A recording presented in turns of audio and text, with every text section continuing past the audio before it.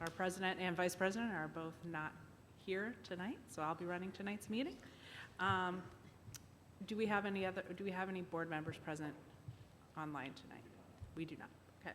Then we stand for the Pledge of Allegiance.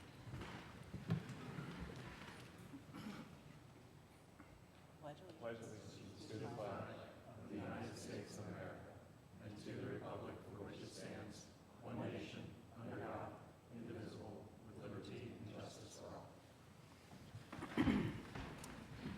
I'd like to make the announcement that the board did meet in an executive session after our last board and committee meeting to discuss a legal matter, a contractual matter, and a personnel matter. And then we're going to move on to staff recognitions. Thanks. Good evening, everyone. I'm going to actually... I'm sorry. I have a point of order. Yes.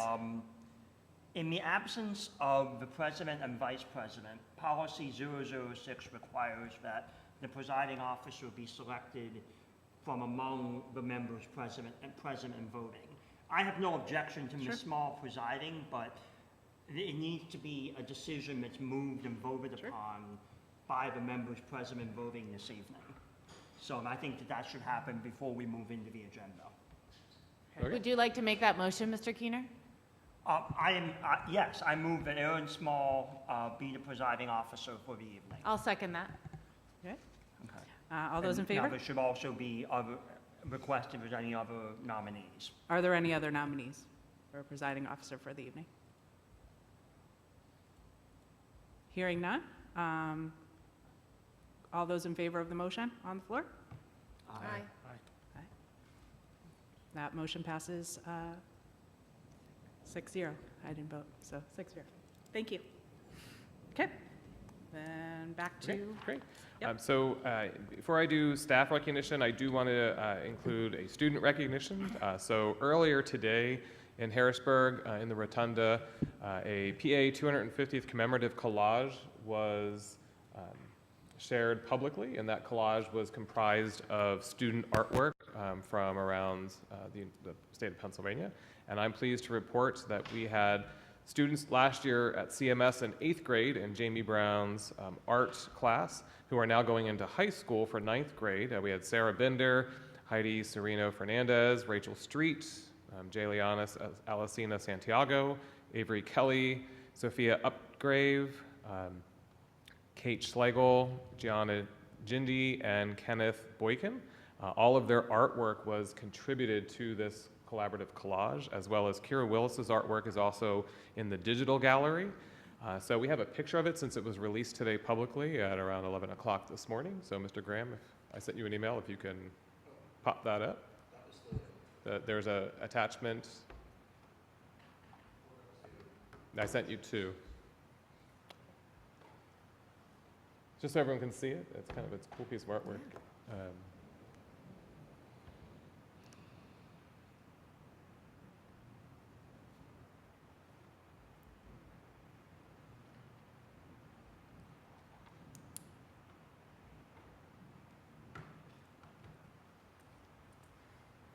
There it is.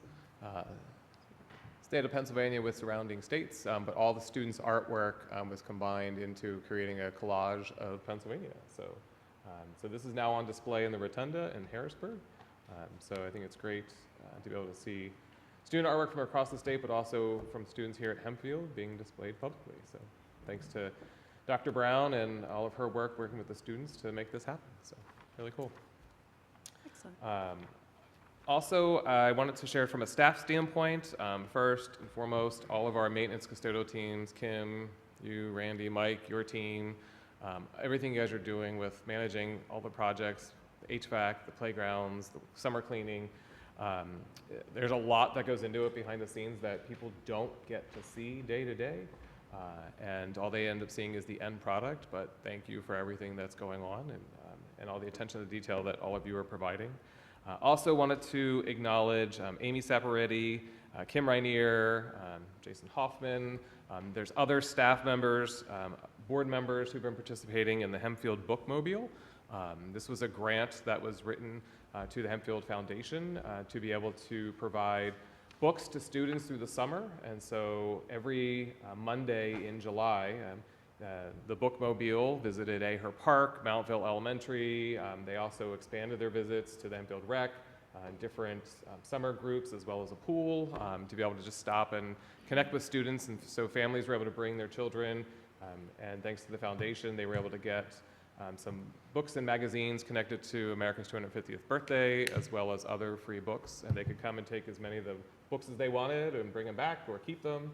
But they were able to connect with over 300 students just in 2 hours every Monday in July. So I thought that was great. I wanted to acknowledge that, as well as the foundation for the grant. So just a lot of great things that are happening kind of behind the scenes to make these things work for our students and our staff and the community. So just wanted to highlight some of those. Thank you. You're welcome. Is there a need to amend the agenda for any additions or deletions? Only as already done. Okay, thank you. Then I would like to get a motion to approve the agenda for the July 28th regular board meeting. So moved. Tonight. Oh, Mr. Williams? Yeah. And I'll a second that. All right, Director Linton, thank you. All those in favor? Aye. That motion passes 6-0.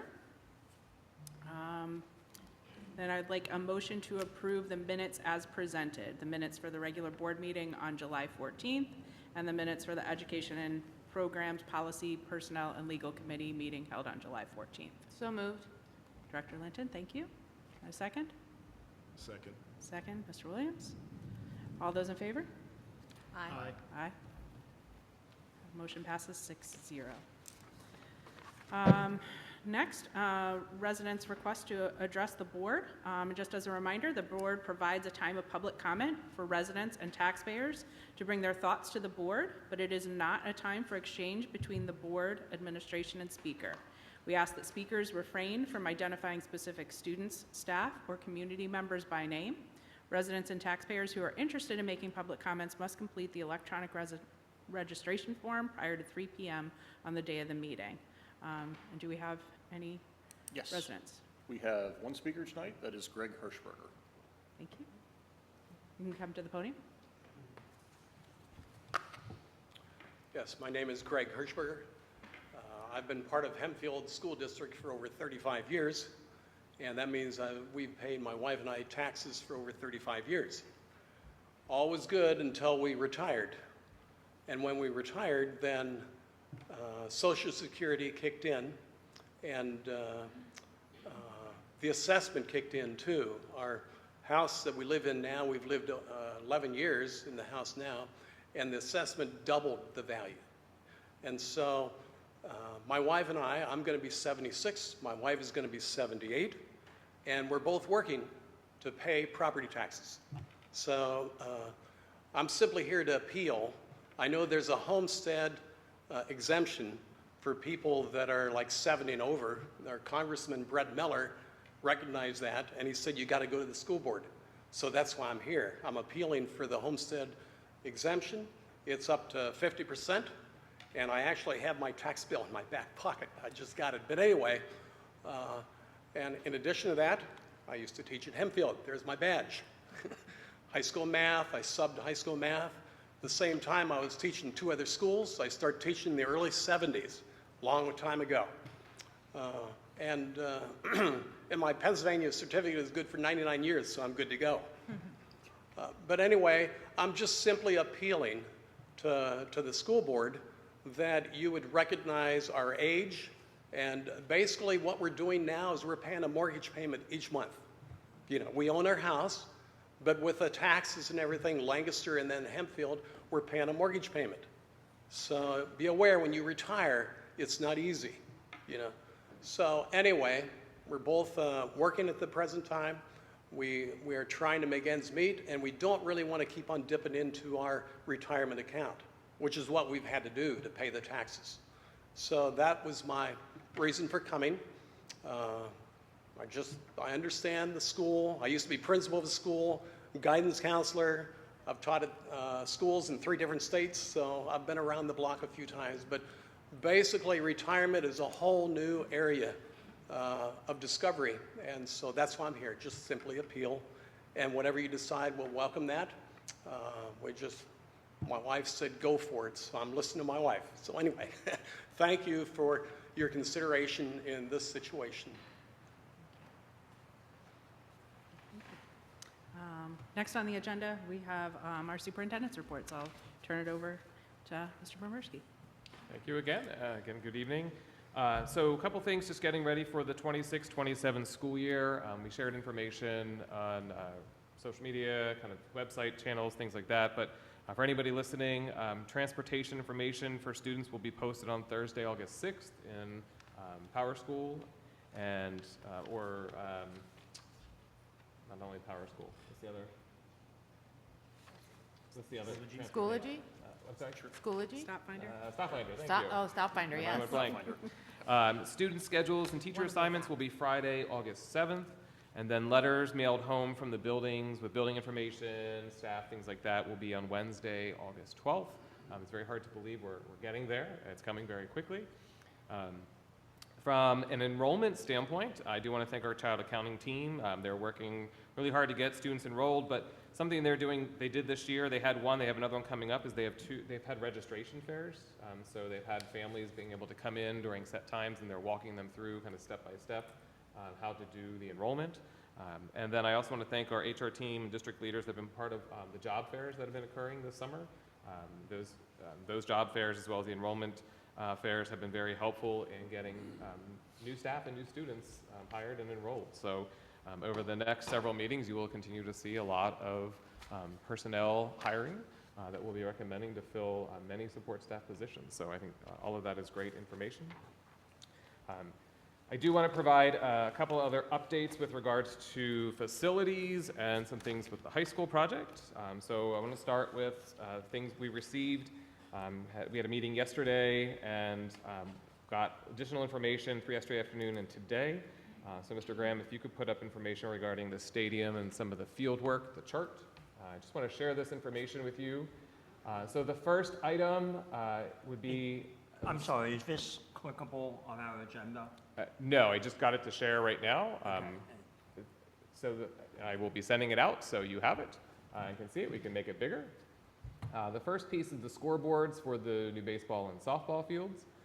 We've been working, trying to get quotes from companies on CoStars to be able to, they're already, in a sense, pre-bid, so trying to get the best value from a quote standpoint. We've been able to get a quote. They did contact multiple companies. We heard back from 3. The best price is coming from Nevco. So originally came in at $77,000, and we're now down to just under $73,000. That's both scoreboards for the baseball and softball. And this everything start to finish, including order, delivery, and installation.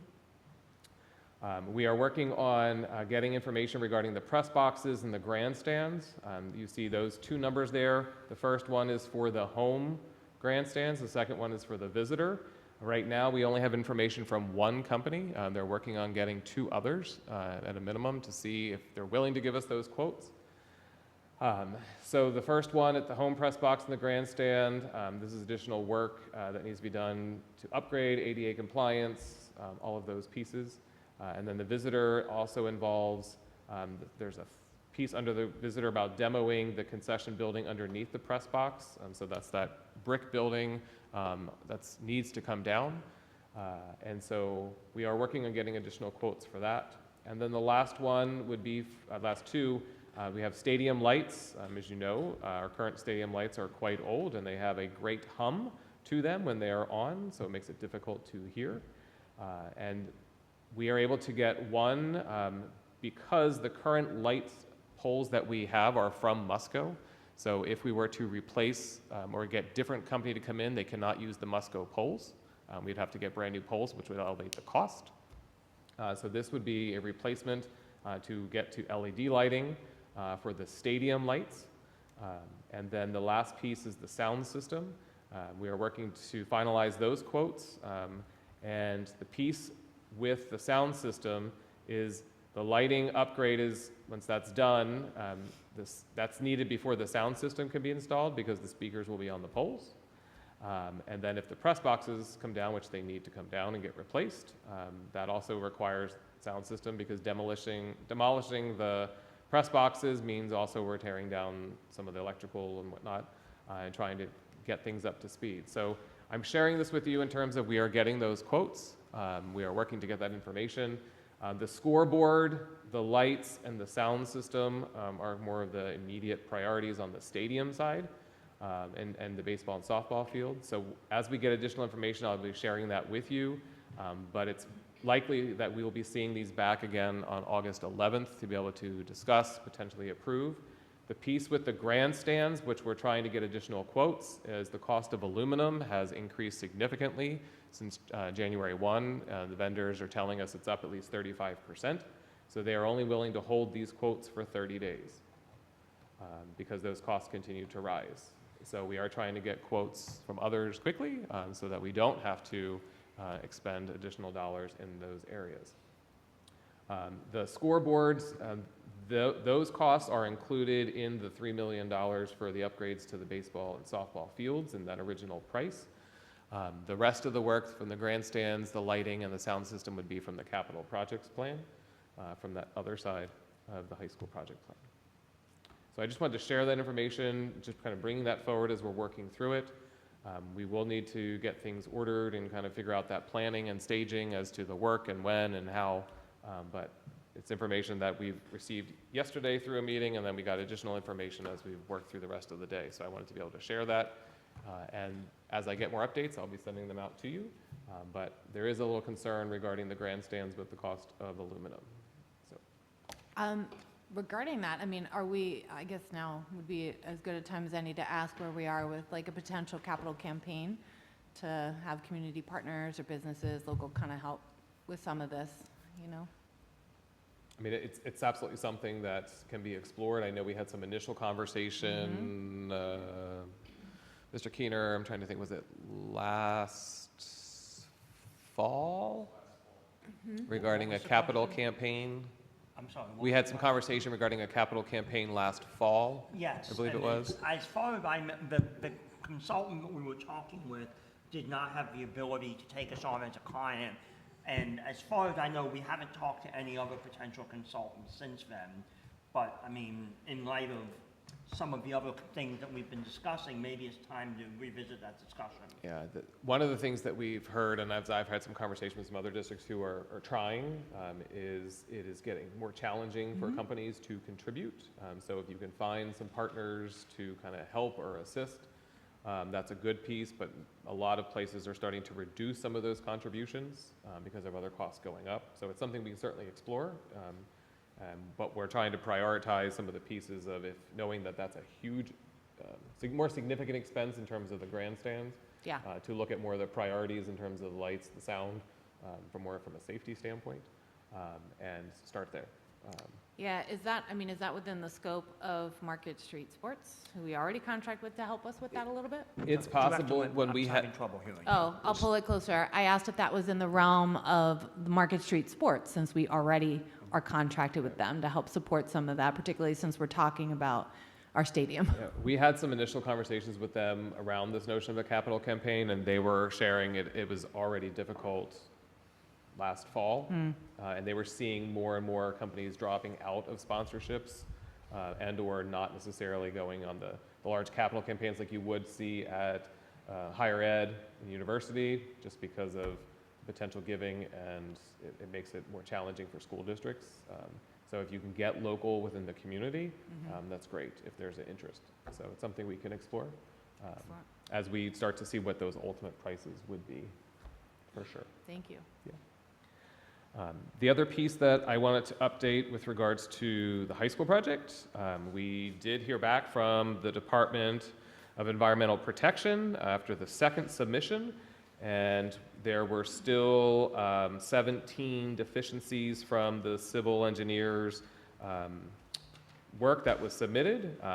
Reading through those deficiencies, while I'm not an engineer, we did have follow-up. It does appear that a lot of those are more attention to detail specific type things. What was interesting in the letter is that the DEP stated that there's a 30-day response, but they gave us 2 weeks to reply. So in a meeting yesterday, the civil engineering firm brought on the head of their civil engineering team to do the thorough review prior to this submission. They are aiming for that to be done and completed by April 4th with a submission back to the DEP on the 4th. not the August 5th. 4th? Next Monday, Okay. or Tuesday, next Tuesday. The deadline for the DEP is the 5th. While it's frustrating to get this back because there's a lot of questions, what I am hearing and learning from others is that this is not atypical when it comes to the DEP. While there was new information submitted in the last go-around, there were only 5 new comments, so people felt pretty good about that.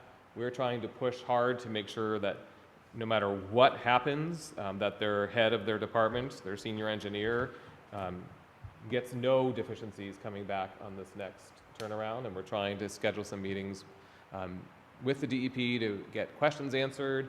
In our meeting yesterday, I specifically asked the civil engineer team, or the individual representative of the team, of the 17, are there any specific ones that the company needs more information from either the Conservation District or DEP? And there were only 2 items that they needed some more information, and they were following up as of yesterday with them directly to get engineer to have those conversations.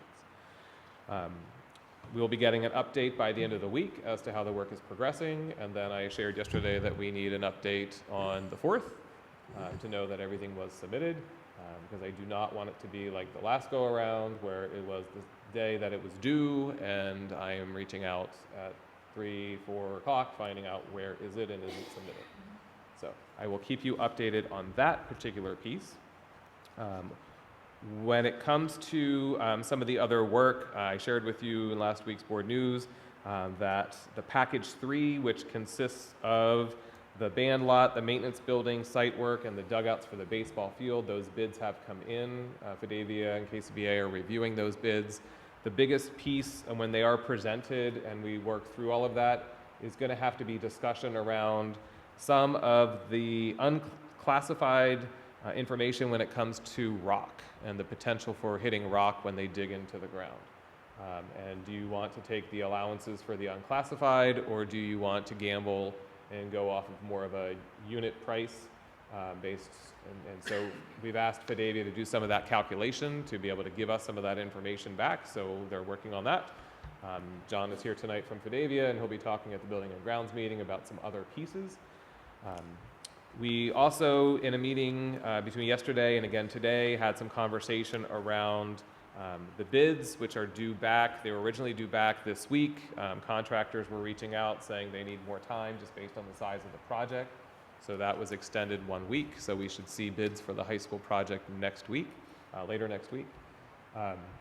One of the pieces that was involved in that also is the potential for a very tight timeline when it comes to the renovation of the Buchanan side of the building, and some of the general contractors saying this may take longer than you are anticipating due to the need to get equipment in, have enough manpower to do 3 floors of renovations.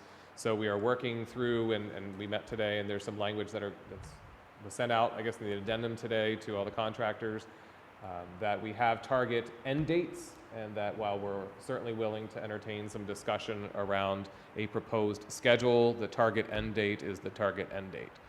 So there can be flexibility with regards to moving some things around, but not the end date.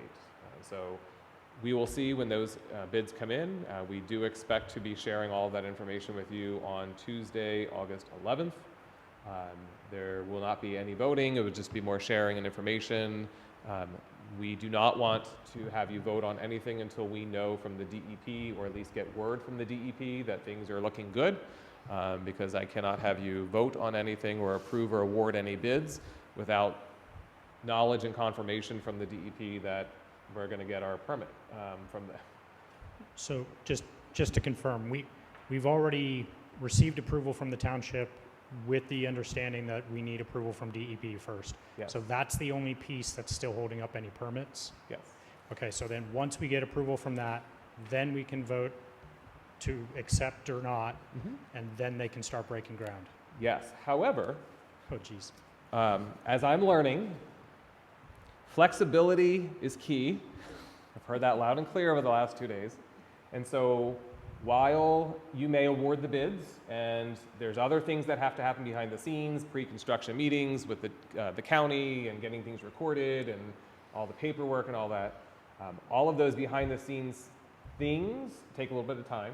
So you probably won't see earth moving or boots on the ground for 2 to 3 months. It doesn't mean anything's not happening. It's just all of those pieces, again, behind the scenes work. I too think, okay, let's kind of like the PAC project. We awarded it. We're having meetings. Is something really happening? And so with the high school project specifically, we've been having conversations with Dr. Brossman and the district team and others. We are going to have to start putting things in place with regards to where students and staff are going to park, ins and outs of the project. And for a little bit, people may say, why? There's nothing happening. Well, we have to be ready, so when they give that call to say we're on site tomorrow, we're not just scrambling. So that's where that flexibility is key. So there are other things in the process that have to happen, but all of those pieces the team is working on, and as I'm a little more like just let's see the shovels moving and bulldozers coming and digging into the ground so people can see it happening, it will take a little bit of time is And- what they're sharing. And remind me, was the baseball field still part of this, or did we get that split off? That's still part of All this, still- so. We cannot do any work, we cannot touch any earth, Yeah. ground, anything until we have permission from the DEP. And so, with that understanding of it's probably going to take 2 to 3 months past August, it sounds like we are well past the seeding time for the new field. Some conversations today that I have not heard yet, what that potential plan would be in terms of where do we go, what do we do with that? We've been working on some alternatives, hoping not to have to use them, but there is a possibility of, because of that seed time and or sod time, so that's what there was conversation occurring this afternoon regarding that. So we should get an update on that later this week. Cool, thank you. Yep. And obviously, any cost impact with Correct. that, so, thank you. Yep. So, Mr. Keener? yep, Mr. Keener? So, Mr. Pomorski, you mentioned a civil engineering firm. Yep. Is that ELA? Yes, it is. Okay. I don't know how to not be mean about this, okay? But this is now the second time that what appears to be, from my review of the latest letter from DEP, their responses to it, conversations that I have had with others in the engineering profession who have reviewed these documents, this appears to be things that have been missed by them. Is that a fair statement? I think there are aspects of it, yes. Okay. And I think Why there aren't they here tonight? because they were still working on things that had to be submitted for Okay. addendum number 6. We were And I- supposed to, the timeline for this project, Correct. lest anyone forget, was that there was to be shovels in the ground this summer. Correct. We were supposed to have awarded bids back in what, March? Mm-hmm. And the reason we didn't was they screwed up the first submission, correct? I would say aspects of it, yes. Yes. And then that led to a delay. And then we had a come to Jesus meeting with them, or so we thought, and they were going to get their act together in time for the second submission, right? Yes, and And as then the second submission went in, and there continued to be deficiencies, which have now delayed the project by an unknown additional amount of time. So how much longer are we going to continue to work with a firm that has repeatedly failed to do their job? I think that's the fundamental question that this board needs to ask. Yeah. I'm not an engineer, okay? We have engineers on this board. We have a wonderful construction manager who is here this evening. But how long are we going to continue to tolerate incomplete work that is delaying the project and very likely costing us money? And then when we ask them, what is your plan? What is your plan for reimbursing the district for all the money that you are costing us, they're like, we don't know, we don't have a plan, right? That- I mean, In that a was sense was the I'm answer. paraphrasing, That but was that was paraphrased. essentially what it said, right? That's correct. So, I'm done. Yep, What is nope. our plan? How much So- longer are we going to continue working with this? We are too far down the path with the project, and if we look to go elsewhere, we start over with the entire land development plan, which delays it even further. What I learned yesterday was it is not uncommon for the DEP to have multiple submissions. Okay? I would have thought, I'm not an engineer, but I would have thought after the first one, we would have been able to hit all of the things that they requested we provide information on. There was new additional documents that they received that they had to review. So of kind of the split of 12 versus 5, there were 12 things from the last go-around, 5 new things. So that piece is not uncommon to get the new. What was surprising, and you saw my responses, Yes, was the attention to detail of things that were missed. right. And so in an effort to address that, they have now brought in someone who's aware of our project, but who will be reviewing everything, and that's what was shared yesterday with our team, and while the team is here, John from Fidavia can confirm this was discussed. Their head of their civil engineering team will be reviewing their entire submission before it goes to the DEP. So I would Which begs the question, expect, who reviewed the first 2 submissions? An intern, a junior engineer in training? possible. Like, who reviewed the first 2? Mr. Best, you're an engineer. Is this normal behavior? Not really, although having a mid-level do the initial review, but I would have thought after the first rejection, that would have would have lit the changed. fire under their butt, correct. Yeah. right? So as I'm reading the DEP's response letter, I'm disappointed is a very mild, Yes. you know, to your point, yes, new things that come up, yes, that happens all the time, right? That's normal in any project. But the fact that a government body asked for clarification, corrections, more details, whatever, and the second submission did not include those is yeah, disappointing. I think the other piece that is important to know as we're looking at these pieces, and we talked about this very early on in the project, and I remember having conversations with many of you as well as at meetings. The new DEP regs are very difficult. There's a lot of interpretation, and there have not been many projects. We are one of the first going through with these new regs. These new regs are not, correct me if I'm wrong, if I'm saying anything incorrect here, John. They are not legally approved. It's just what the state is following. It is their requirement to follow these, even though they are not, in a sense, what's ultimately out there and approved. The state's choosing to say, yes, we're following these regs. John is here tonight because he needs to talk to you about soil testing. With the new regs, again, a piece that's popping up. It's not going to prevent anything, but it's going to make an impact in terms of how we do the soil testing. We have a lot of soil that's going to be removed from the site. That soil has to be clean. It cannot be regulated in any way. And so because this was farmland many years ago, and because we use commercialized pesticides, even though our team is licensed and following and doing everything we're supposed to be doing, we're penalized in some respects by having to do this additional work. And so yes, we want the soil to be clean, and when it's leaving us to go wherever it needs to go, but there's a lot that has to go. And so we have to make some additional changes, but that's because of the regs. Didn't have to happen in other projects a while ago, a couple of years ago. It's now new. It's a new requirement. So I think this is where some of that frustration in terms of attention to detail, we need it. It's critical. They've heard it time and time again. Like John sits in our meetings. We've had these conversations. Yeah, I mean, so I literally just went through this a month or two ago with one of my customers at work, and State Department in a different state was enforcing a newer version of the International Building Code, and suddenly our standard practice was no longer in compliance. that lit a fire under us. Yeah. And we got on the phone, we had meetings, right? Like, that's what I feel is lacking in what I've seen. Now, this is from an outside observer who has not been in any of these meetings, but just, again, it feels as though it has not had the urgency that they should have had.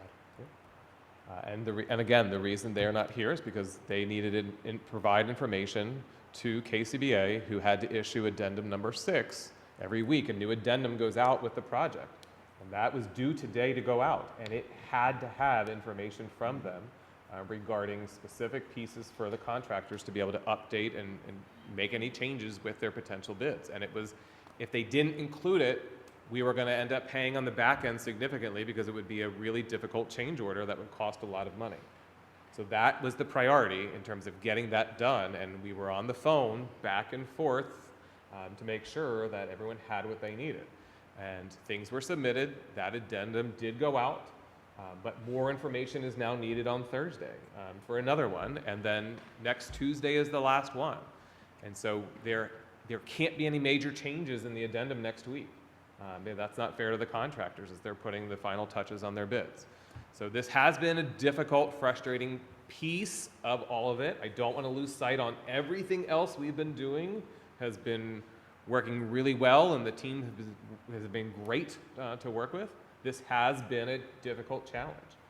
There is no denying it. I've been sharing it with you all along. So after we get through this piece, I think we would have the ability to regroup and say, okay, now what's next? So I think that covers my superintendent report. I don't think I'm missing anything.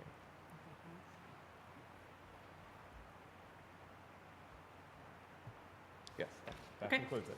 All right. Thank you. Thank you. Next on the agenda is President's Report, which nothing to add. So we'll move on to representative and adjunct reports, starting with IU13 from Director Linton. Thank you, Ms. Small. The IU13 Board of Directors last met on Wednesday, June 24th. The meeting included a number of recognitions and contract approvals. We recognized both directors, Melissa Herr from LS and Idette Groff from CV for 15 years of IU board service. Some of the contracts approved included support professionals contract and the appointment of our new Director of Operations, Michelle Malik. The 2026-27 calendar was also approved, and elections were held for IU13 board leadership and the Lancaster Lebanon Education Foundation Board. A reminder to everyone that, especially families with kiddos, that their registration is still open for a few summer enrichment experiences. If folks want to get those in, you can go to the IU13 website. Again, that's for students of all abilities in grades 3 through 8. So if you're still looking for something to do for your students here before the end of the summer, check that out. The IU held its 30th annual education conference in June. Over 300 educators attended from around Lancaster and Lebanon counties. Special thanks to the instructional services and special education teams for facilitating a very successful conference. We as a board also learned about a special project in the Gerald Huskin Middle School's life skills class in Conestoga Valley. The students in that class helped to run the Empower Mug Cafe, which it's like a weekly coffee cart that they bring around to the teachers. So they take orders, they make the orders, and deliver them. So it's a very multi-step process and engagement and learning experience for the students there. So big thanks to their teacher, Teresa McCulley, for everything that she does to support those kiddos. There were also a number of graduation ceremonies held, including the adult education, the workforce, and early childhood and special education services programs. And the Central Education Center, also known as the CEC, held a clap-out celebration for students who met their IEP goals and were able to then transition back to their home buildings in their districts. And I actually shared with Mr. Graham, there's a very brief video, it's like 60 seconds long, but of the clap-out ceremony for these students, just a big achievement that I wanted to share with everybody. So whenever you're ready, Mr. Graham. Our motto this year has been Safe Learning, Endless Potential. We truly believe that every student's potential is endless, regardless of disability, condition, challenge, or situation. We want students to know that this is not the end of their story, that this is just one step along the way. This year, we adopted a new way to celebrate students who are taking an important next step in their journey as they transition back to their school district through the means of a clap out. It is a reminder to every student in this building that success is possible. We want students to reflect as they watch their peers be celebrated and think, one day that will be me.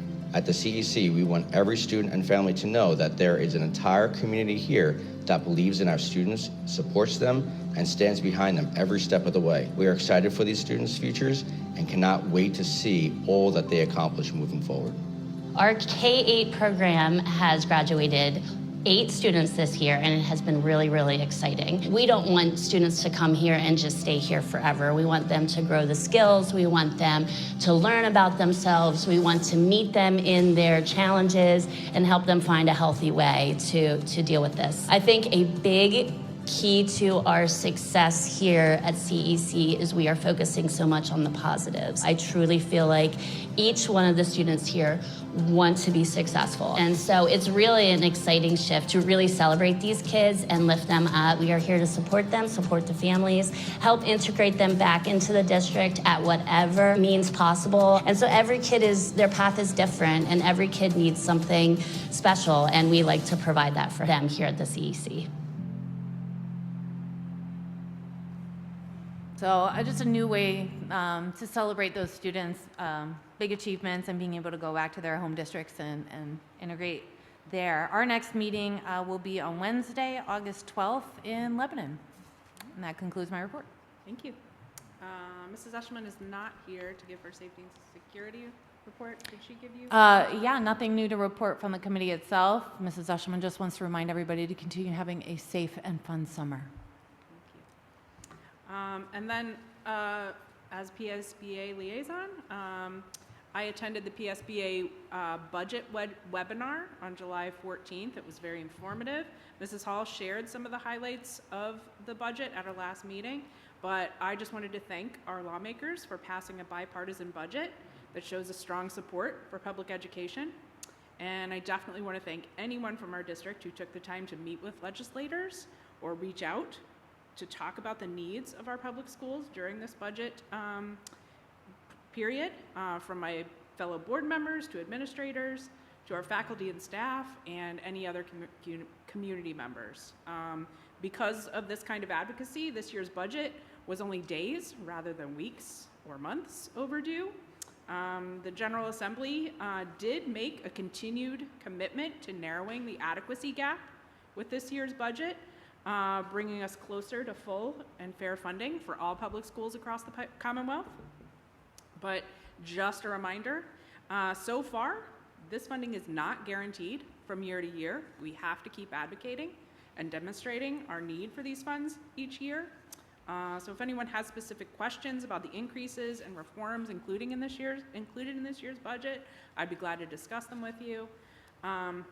There's more work to do. And I look forward to discussions about how we can best use these additional necessary dollars to improve education outcomes for our students. That's all I have for PSBA. And as far as Lancaster County Academy, nothing new to report. Our next meeting is August 5th. And then we'll move on to standing committee reports. I believe Director Linton has a report on education and programs. Yes, thank you. The Education and Programs Committee met on Tuesday, July 14th. There's a great presentation given by the business office and our administrators about the oversight of the Student Activity Fund. So we received an overview of the fund, how it's governed, and the guiding principles included in the Student Activity Policy Manual, which our administrators are working through those revisions right now in preparation for the 26-27 school year, so that all of our clubs are set up for success. Yeah, that was pretty much it for that. Okay. And the Policy, Personnel, and Legal Committee also met on July 14th, and our only policy up for discussion was Policy 109, which is on tonight's agenda for first reading consideration. At that meeting, the committee reviewed a draft of the policy that was in accordance with earlier discussion. These revisions are aimed at ensuring that students have timely access to materials selected and curated by our library professionals. And just as a reminder, Policy 109 guides the selection, challenge, and maintenance of library materials.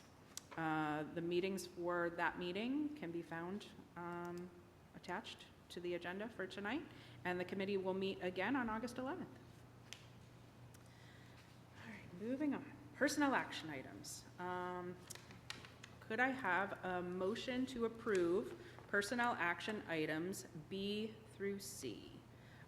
So this would be the attachment of personnel action items, as well as C is returning extracurricular employees and volunteers and returning game and event personnel.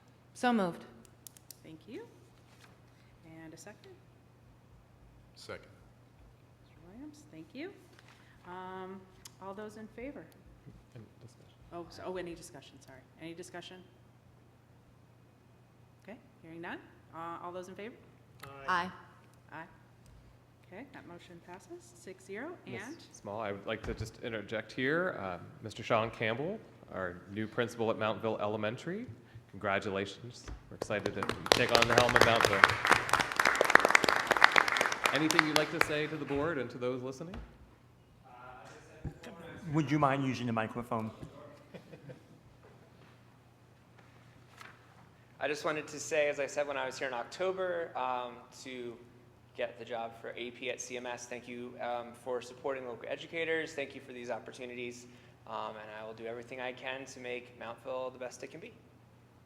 Thanks, Sean. thank you very much and welcome. All right, moving on to finance action items. I need a motion to approve finance action items 10B through 10D as presented in the agenda.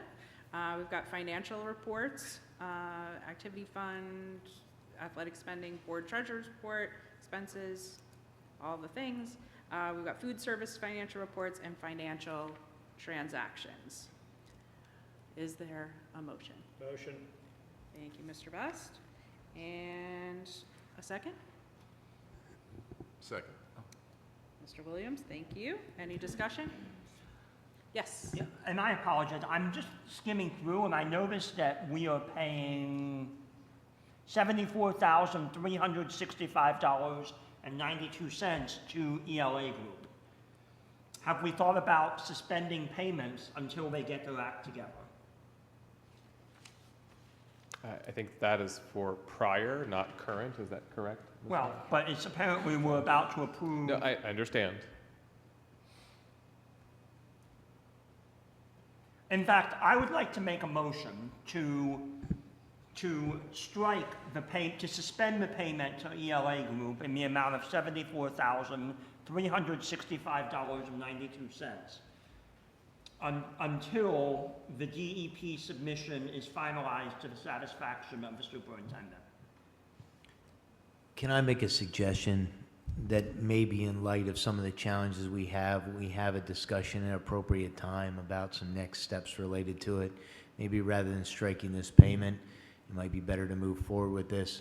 However, I do think there needs to be a different level discussion surrounding this, and I don't know that this is the appropriate time to talk about it. If it is, we'll surely make it public. If it isn't, then we'll do it in the proper manner. But I would suggest maybe we continue with that payment. So I'm not going to second that motion yet, but I do think it warrants more discussion.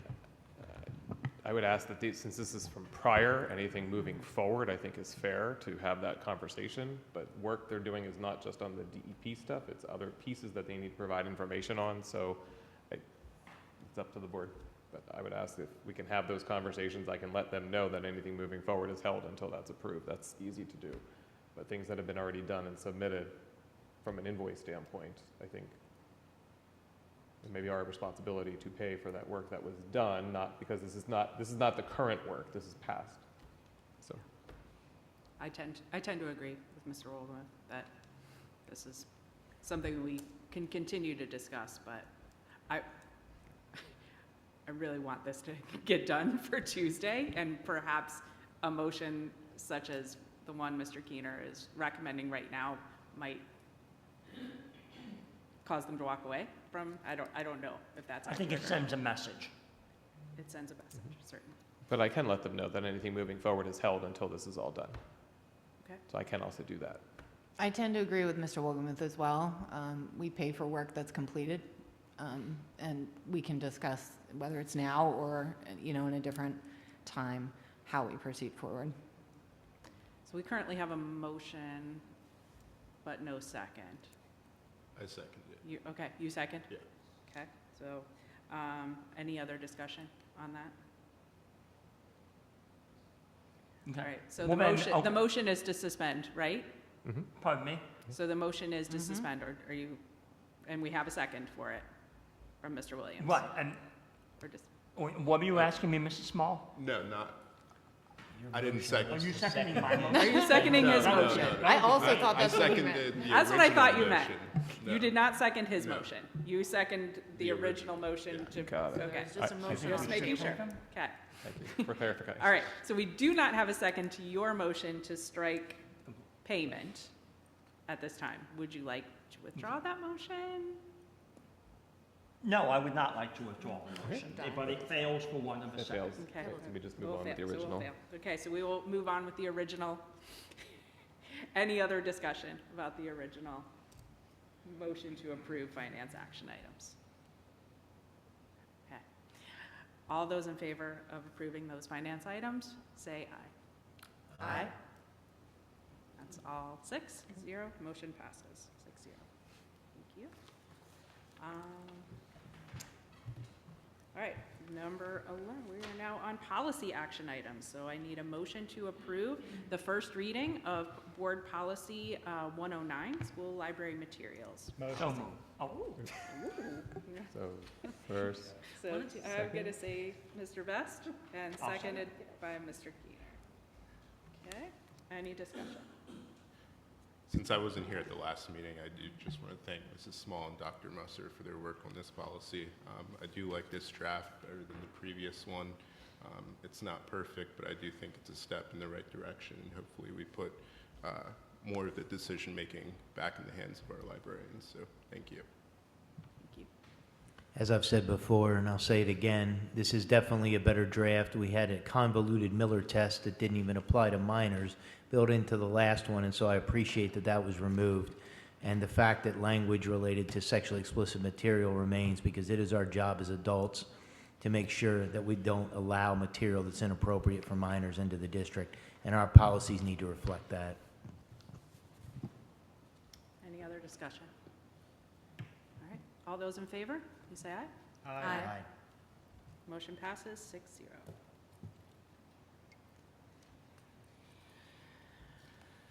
Okay, that brings us to adjournment. Can I get a motion to adjourn the regular meeting? So moved. Thank you. Director Linton. And a second? Second. Mr. Williams. All those in favor? Adjourn? Aye. Motion passes 6-0. We are adjourned. Anyone need a break? And we can move directly into our committee meeting. Thank you. Bye.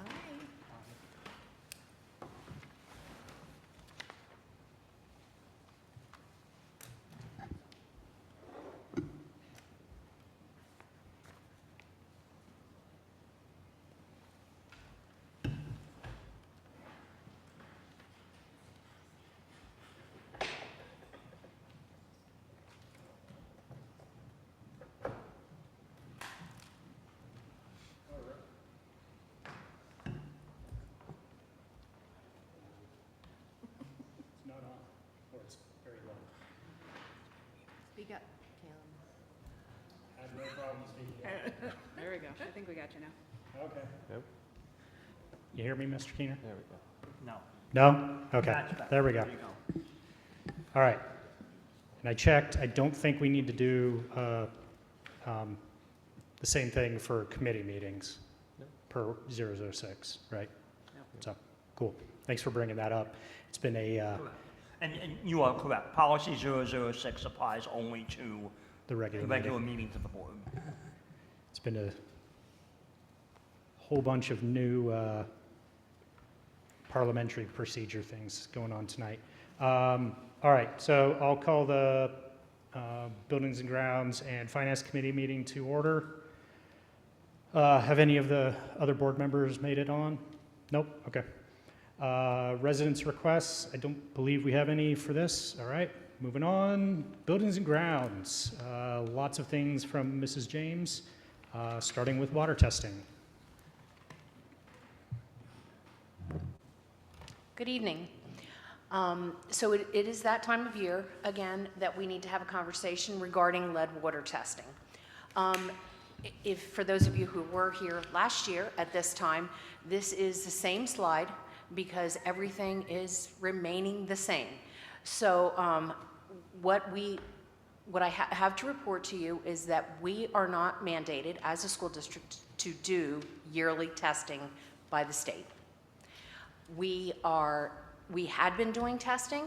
What we are required to do is if we do not do the testing, we must have a yearly conversation about it and vote to not do the testing.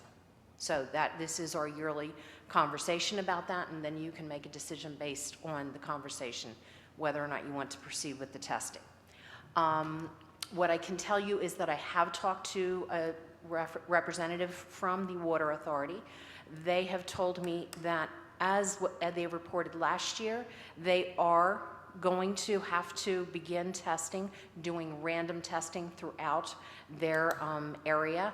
The state is requiring them to do that. When that is going to happen is still unknown. We don't know when that's going to happen, but it is going to include school districts. So they'll have to do random testing for residents as well as school districts, businesses, everything. And it won't be everybody, but it will be random testing. So it will not be all of our buildings, but they will select some. As I mentioned, we don't know he did not know when that was going to be starting yet, but he said it is coming. As I said, we're not required to do the testing. When we last did testing was back in February of 2024. At that time when we did testing, I can tell you that the results were at a level of like 0.002, 0.004 in that range, which is 0.002 milligrams per liter of lead. You can't ever get to a zero because there is lead coming from the water into our building. So there is a certain amount of lead in our water as it's coming into our buildings. You can see the cost there that we paid at that time for the testing. Mrs. James, I had some questions that were asked of me, and I just want to make sure we get to everybody. So all of our pipes, connections, and all the water we get is from East Hempfield. We don't have any wells or anything on our site. Correct. And then all of our pipes and connections to East Hempfield and surrounding areas through West Hempfield and the borough, none of our pipes, they're all past the age in which there potentially could have been pipes that were used that would have lead, et cetera. So there's nothing contributing with our pipes. Right. So for anyone who lives in the area, I'm sure that at some point in your residence you received a letter from either East Hempfield or the Water Authority or wherever asking you to take pictures and present that to whomever to prove that there is not lead pipes that are inside your residence. We were asked to do the same thing as school districts. We had to provide that evidence. We had to show pictures and so forth to the Water Authority to prove that information. The Water Authority also has to prove that information that they don't have lead piping outside. So what's leading to a residence or a building, that is not lead piping. So that same burden of proof is on them as well. So when we talked about it internally, our thoughts to you as a board as we tested in February 24 and that we don't need to continue testing at this point, that we monitor and see what East Hempfield does when they get their testing and reports, as we start to do construction and potentially disrupting earth and looking at that, it's something we can consider down the road as any potential impact to the water table. We went around and around about this last year. To me, there's no reason to continue to do this testing. I believe it's wasted dollars. If I thought there was any risk to the district, to the student, or anyone, I would tell you to test. But there is none. And so we should not be testing. So you have my stance on this. I don't really have any more to say. Nothing has changed. We don't have new pipes. We don't have new construction. And there's no reason to spend $1,916 on testing. I will also add that during the period of time, or during the years that we were testing, one of the things that I had mentioned to the board was that there was very little, if any, change in the results that we were getting from year to year. Mr. James, could you just remind us, and you may have said this, do we have to affirmatively vote to not test, or do we simply just I think we just don't have do to it? have, we just have to have the discussion for you to tell me you want me to test or you don't want me to test. Consensus discussion. The consensus Yep. discussion, We have to note it in Okay. our minutes. yeah. For all the reasons stated, I don't think this is necessary. Is East Hempfield the only public water supplier for the entire district? No, There's some there's East Hempfield that has, the borough has, because we had to actually prove to them that we had. East Pete. East I'm Pete. sorry, what did East Petersburg Borough. We had to also provide for East Petersburg Elementary, we had to provide documentation for them as well. And does Columbia's the public water supplier for West Hempfield, is that true? For Farmdale and Mountville, Okay, and same thing, okay. we had to provide. So my only comment is I agree with Mr. Wolgemuth. We've already done the testing. Nothing's new. No reason really to do anything. The only thing that was news to me when I got the notice from East Pete is even though pipes you couldn't do lead pipes after 1986, that it still allowed some lead in there, and Right. it wasn't until 2011 that it went down all the way to close to zero. And that's also in the fittings and fixtures. Just something to kind of keep in mind as we're doing any retrofits is, do these fittings or fixtures look like they have any lead, or just trying to replace them with newer What stuff. we order is the lead-free. Yeah, obviously any new parts would, but just like as we're opening things up, if we're looking and saying, that looks kind of questionable, maybe we need to replace it or have somebody check it. And as we work through the major construction project on the high school campus, Yeah. just being mindful about when we decide to test after we have opened things up. Correct. And that would make, in my opinion, more sense Yeah. to do at that point, regardless of what East Hempfield is saying in terms of the water, because we've disrupted everything and changed it. It would be good to have that baseline. I also am fine with proceeding with no testing at this time. Okay. All right, thank you. Next is still Mrs. James for LPC. Yes. You guys should have each had an uploaded couple of pages. That is an update of the LPC project that we have going on right now. There's a number of pictures here that Andrew from Fidavia had prepared this. Andrew is our on-site person who is monitoring that project and so forth. So he prepared this statement. Some of the things I wanted to mention to you is just that speak about the delivery of equipment and the installation of equipment. At this point, we had a certain area of Landisville Primary Center that was to be completed in order for school to begin. We are well on the way, and they're telling me they're right on schedule. In fact, tomorrow we have an inspection of a number of the areas so that we can go ahead and start putting ceiling tiles. So there's an entire wing of the building and then some that the classrooms have been completed, and those we're ready to start putting ceiling tile back in. They will do their clean, and then they'll hand that over to us for us to do another cleaning of the building. we'll have to shift furniture around so that we then have furniture back in those classrooms. We're moving furniture out of the next wing that will begin. So all of that is in process. It's moving along smoothly. I can tell you that the sprinkler heads that we needed to have replaced have all been replaced. That part of the project is completed and everything has been proofed. Everything is working properly. I can also tell you, I want to add so I don't forget, the sprinkler head project at Landisville Middle School has also begun. So that will be concluded as well prior to the start of school. So that project has also begun. They are working on connecting systems and so forth now this week in the building, so getting the new systems ready for a startup, and the startups will start occurring next week so that we can begin to have AC in the building when staff and students are returning. So. Any questions for Mrs. James? I don't have a question, but just thank you for the pictures. It's really helpful to be able to see what this looks like and the progress, and really exciting. Yeah, it is. It's very.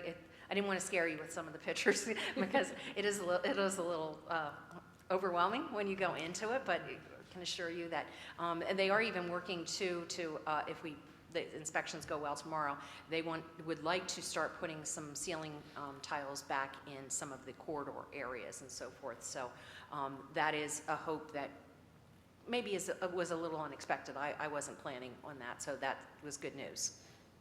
I want to give a special thank you to all of the staff and whoever helped move and protect things, particularly in places like, the library and the nurse's office, and like where you have spaces where you can't move everything out to do this work. So thank you to everybody who did all of that, because I'm sure that's a huge lift.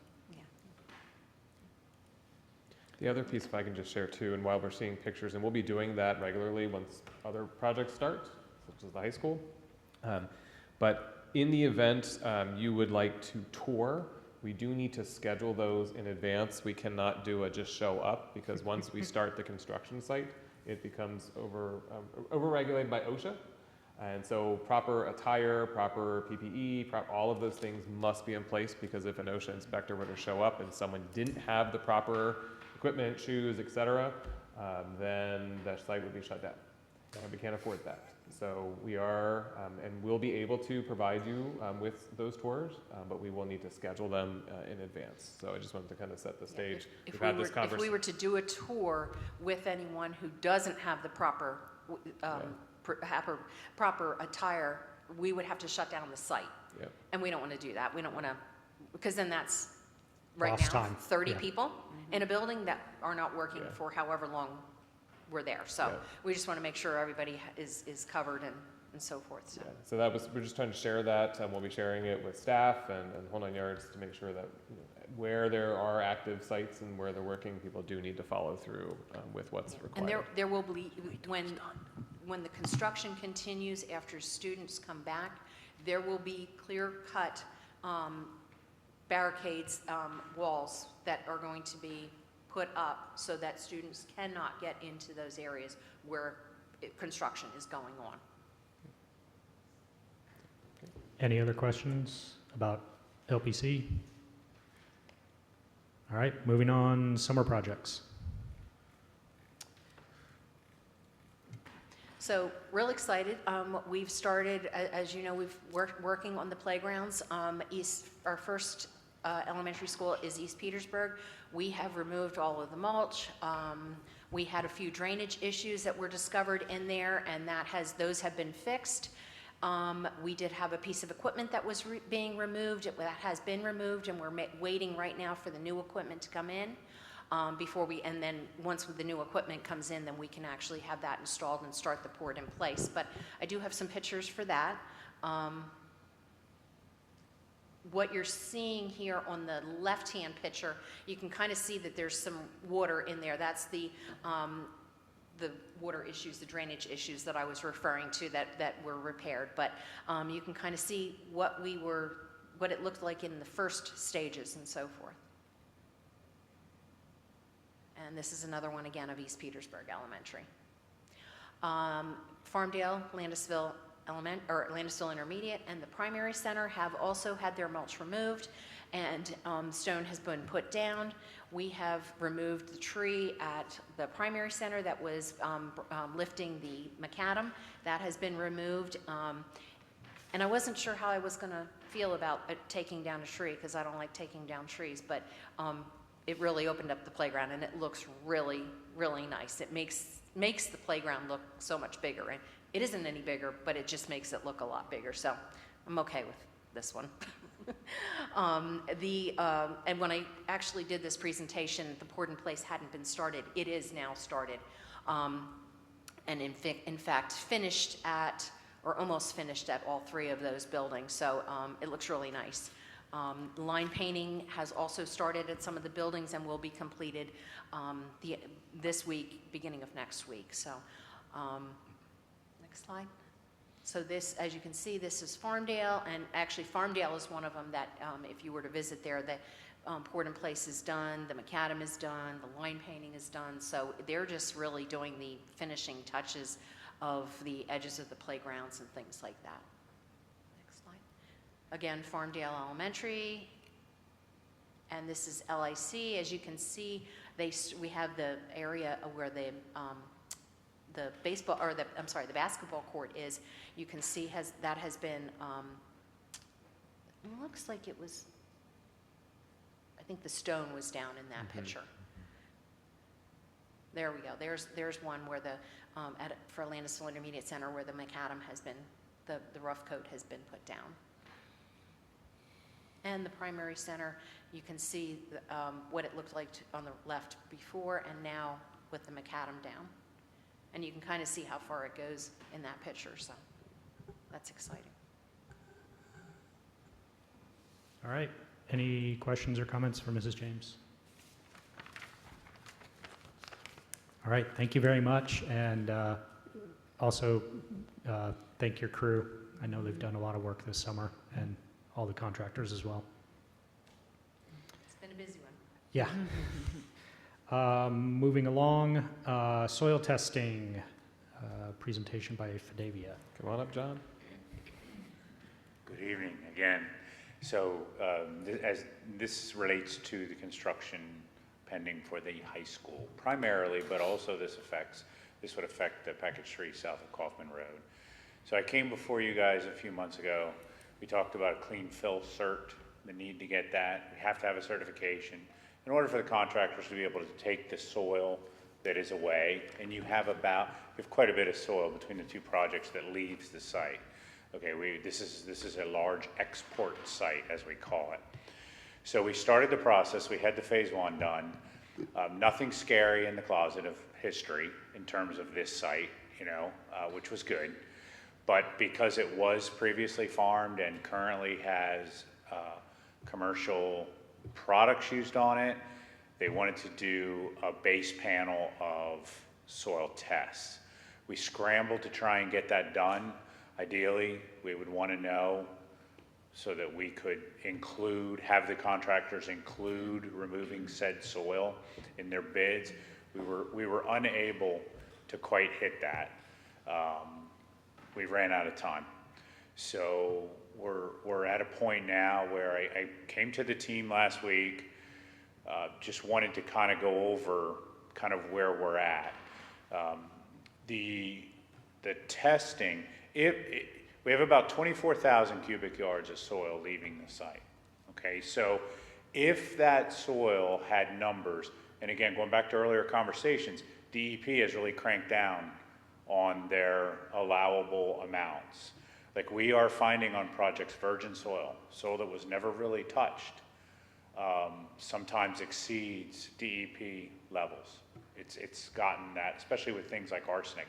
Arsenic is naturally occurring here in Pennsylvania, in Lancaster County, and sometimes it exists in amounts that exceed what the DEP allows. So what happens is then your soil becomes, the contractors have in their bid to truck all that soil off-site. But if that soil it comes back regulated is the term they use. If it has over the allowable amount, any of a number of things, it costs significantly more to get rid of. It could be that it has to be trucked to a different facility that will take it. It could be that the close landfill they were going to use will take it, but at an additional cost. So if I bring this to you in worst case scenario, let's say all the soil leaving the site is contaminated. It's a long shot, but it's not zero, the percentage. You could be looking at $2 to $3 million worth of additional cost to get rid of soil. Now, the reality is that that's not likely. That's not likely. But the reality is we have to prepare for the possibility that some percentage of the soil of that large sum that leaves ends up being regulated. So what we would like to recommend is that we add an allowance to the bid, a unit price and allowance to cover regulated soil. Now, in our opinion, what that does two things. By making them give a unit price and then tying it to an allowance, they have to put money in their bid for that. So we tend to get a lot more competitive bid than if we just realize 2 years from now we have some unregulated soil and they bring a change order, if that makes sense. I mean, the difference can be significant sometimes between a competitive bid number and a change order. So the big question is, for us, is like we always recommend you want enough of an allowance that they make it a real competitive number. 250,000, 500,000, knowing that there is a very small chance your risk could be significantly higher. That was the question I brought to the design team and to Mike, and Mike said, we got to get this before the board. Now, unfortunately, I need some direction to get it in this last addendum. So, I mean, Fidavia on a whole, we would recommend somewhere in the $250,000 to $500,000 range. This is an allowance, so this will be reflected on bid day, but if it's not used or any portion of it's not used, it comes back to you in the end as a credit. I'm going to be as bold as to say I think you should put the 500,000 in as the allowance. The higher amount? I would recommend the higher amount. It's still a small amount in the big scheme of things, and I would rather not get hit with change orders later. I think everything you shared makes complete sense to me. I mean, the higher amount you put in, the more competitive number you're going to get. Yeah. We just have to, when we're sitting here going over the bid results, it's just another. I mean, yeah, I would agree with Mr. Wolgemuth, and it is something that I think you're going to have to remind us of when you present it, because I know a lot of us are probably going to be like, why is this so much more? There's these allowances that aren't guaranteed costs, and just reminding us that, again, it's like a safety net, right? And there are a lot of allowances built in. Yeah, we've been putting quite a few in. Like, we looked at the sinkhole risk, and it was moderate to high. So we are. So yes, that'll be part of it. Like, when we bring the bids, we'll also bring how much each contractor is carrying in terms of overall allowance money. Now, as far as how this works, do you have to test every truck that goes out? Or? No, and we still have to do the testing, but we can then, since we couldn't quite get it done beforehand, the testing will actually be less expensive because the testing company now, the geotech, won't have to bring in equipment. We'll just call them in as the site contractors making piles of dirt.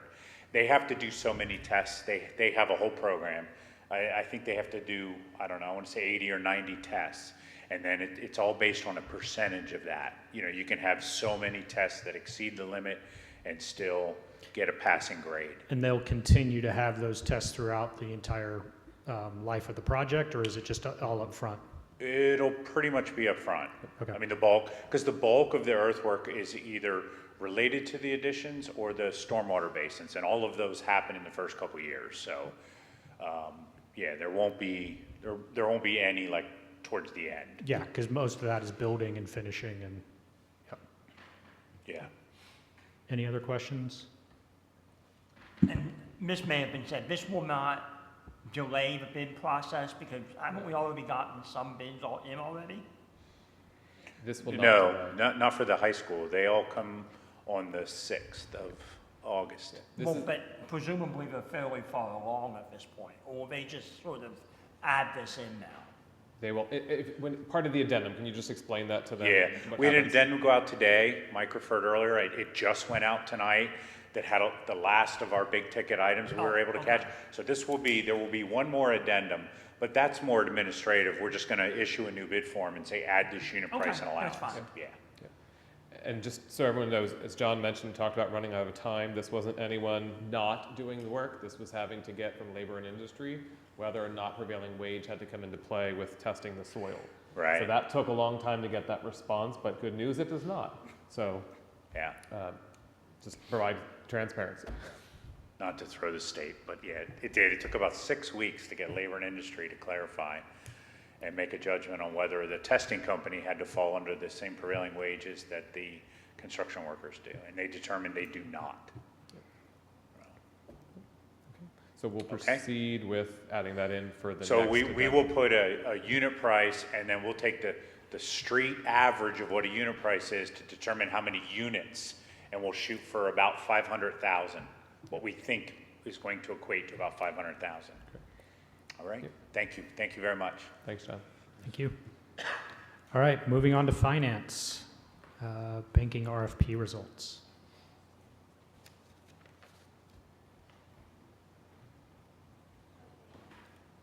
I don't think you can hear me. Can you hear me okay? Okay. So for our RFP for banking services, we had come to the end of our agreement. It was a 5-year agreement with F&B, and we were in the 6th year of that agreement. We had our bids closed on July 17th, and we took a look at those and reviewed them as a business office team on July 20th. So as this schedule reports here, I'm happy to report that we had 7 financial institutions that had submitted a proposal. And I'll just kind of walk through this and kind of give you a little bit of details about the bank fees. The bank fees are strictly just an apple-to-apple comparison of all the different fees. It's not our monthly, quarterly, or annual type fees. It's just if we were to be charged 14 cents for a per transaction fee or a $25 a month fee. So if I were to look at all of those across the banks and just add them up for those particular fees, because currently, say with F&B, we might be charged $14,000 for the year for all of our different type of services if we were charged. So that's just a snippet of like the amount of those types of charges. In our situation for F&B, we aren't charged any fees because what we do is we commit to a certain amount of dollar amount that we set aside that offsets our fees. So essentially what they're doing is we are utilizing interest earnings that we would get in lieu of being charged a fee with the bank. So that's the structure that we have currently, which is similar to Northwest Bank. That would be the same type of structure. So Fulton Bank, you can see, well, let me just say in the gray area, A, C, and B Bank, they submitted their proposal late, so we didn't fill out any of the columns there, or the rows there, because we felt that by submitting late, we disqualified them. In addition to Univest Bank is also in gray. We disqualified them as well because of their distance away from the district. So as I mentioned, Fulton Bank, much more expensive. Just like I said, the fees there are not a full amount. So if I say to you that we spent $14,000, would spend $14,000 with First National Bank, you can see what it would be then with Fulton, much more. Mid-Penn Bank, $95, very reasonable in that realm, and I'll get to why we have in green the recommendation. Northwest Bank, similar, like just coming under the fees for First National Bank. No restriction amount. I'm sorry, yes, it is a restricted amount there. It says yes. S&T, considerably higher for the rates than what we have for First National, but also no tying restricted amount to our interest rate. Let me see here. All of the rates are pretty comparable. Mid-Penn significantly lower there, but the rest of them are within the range of what we have now, 3.66. This does fluctuate with the market, so it's not something to be too tied to. The other thing to note is PSDLF is the bank that we do have our investments with now. They're not a bank per se, but they do their banking through PNC Bank, so they have that partnership. I can kind of pause here to see if there are any kind of questions, because I just threw a lot of information about this table. No? Okay. All right, so we can go on to the next slide. As I said earlier, the proposals were reviewed by the business office team, and we kind of went through the criteria listed there. I won't read it to you, but mainly I think for us in the business office was to kind of make sure that we got the most for our money, which is reducing those fees, and also making sure that we got all of our interest back at the district. To kind of have to give up some interest in order to not pay fees isn't something that I was interested in maintaining, and that's kind of what some of the structure was with some of the banks. And so all of them were reputable banks, close enough banks, other than, as I mentioned, Univest. So that was the criteria that we had in the RFP. And I think you clarified to me when I was asking you earlier, basically it was the interest minus fees, whichever one was best. So even though maybe one had really low fees, they also had low interest. So it was... Or we're giving up a part of our interest in order to get those. Lowers fees, yeah. Okay. So it's not really the same. Yeah, it's trying to balance the two out Right. to get a net benefit. Yeah. And so you can go ahead on to the next slide. So like I said, while all the 5 institutions that we actually considered and the qualifications are comparable, we're recommending Liquid Asset Fund because they are willing to, while that amount there was $200 and some, they are willing to waive all of those fees for the district for the next 5 years. As long as we maintain a balance of $65 million, which is not something difficult for the district.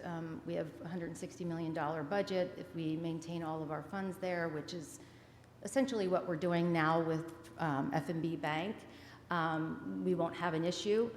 We won't be charged fees, and we will maintain all of our interest there. So we have a relationship now with Liquid Asset Fund, very responsive. I personally have worked with Liquid Asset Fund in all of the district's intermediate unit places that I've been over the last 30 years. They're in many different school districts all across the state.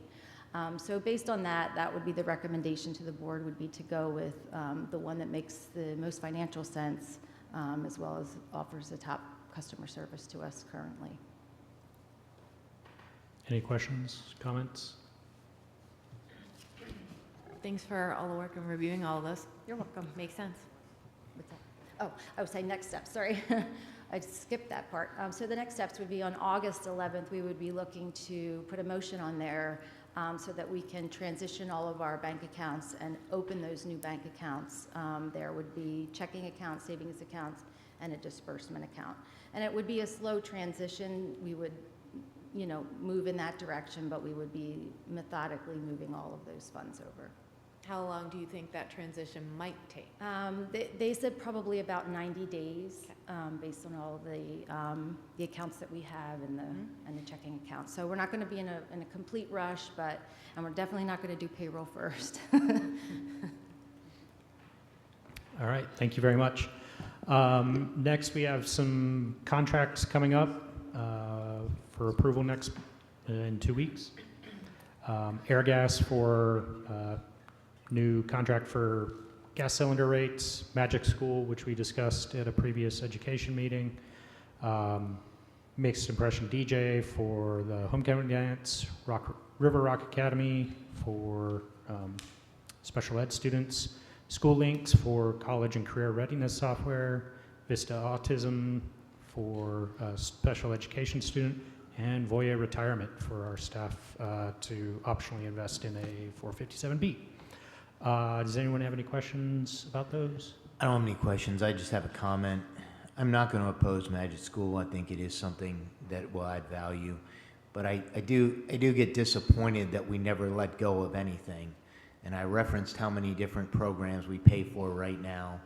And I would love to see us evaluate those at a different level with an additional level of scrutiny and look at the ROI on those and say, are they really valuable? I know some people use them at different levels and they're all being used at some level, but maybe it's time to look at letting go of some of those along the way and incorporating some of that into the programs that we have. We just continue to add them, and it's a year-over-year expense that continues to give on the expense side. So that would be my ask related to these. I had asked them about other contracts like 3 months ago, similar thing. It's like, are we still using this? Do we still find value in it, right? Again, it was like, of our total budget, it was very tiny, but it adds up, right? It's just like you do at your house. If you're not watching Netflix anymore, you cancel it, right? So if you're not using whatever service, you're not finding the value, yeah, let's take a look at it. But obviously, if we're finding value and we're getting a return, makes sense. Any other comments? We have upcoming meetings in 2 weeks and in 4 weeks. All right, can I have a motion to adjourn? So moved. Second. All right, first Mr. Keener, second Director Linton. Any discussion? All in favor? Aye. Any opposed? All right, we are adjourned.